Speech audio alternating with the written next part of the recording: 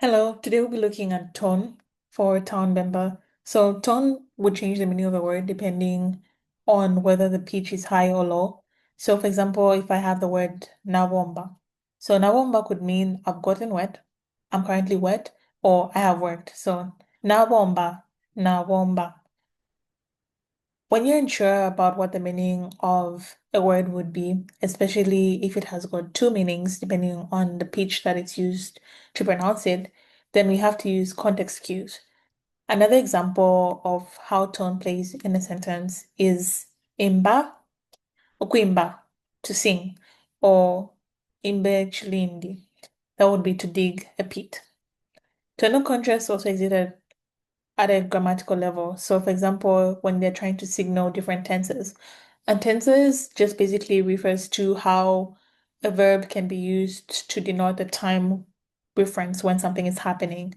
So, vafikile mailo, they arrived yesterday or they arrived a while back, right? So, like you're talking about, yesterday or many, many days ago, or Kaleba Fikile. That means they had arrived Kaleba Fikile, meaning that they arrived a long time ago. So they arrived today, but just, several hours before. In actual speech, tonal patterns are more complex than these examples. So, for example, if you consider like these two examples, like tuleli obleti, so we are eating bread. So in this case, like the action of eating bread is happening in the moment. Or tuleli enshi, what shall we eat? So in this case, it may not be very clear the first time you're hearing it that the same word is used to denote just a normal sentence, or in the second case, it's used to denote a question.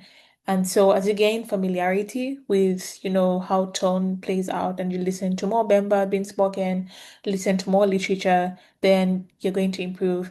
I would suggest you visit the Bemba online project because they have like a radio show, I think, which actually features people, speaking in practice.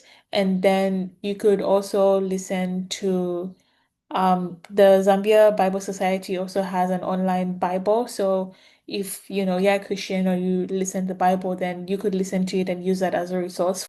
Thank you so much for watching our video. Please like, share, and subscribe.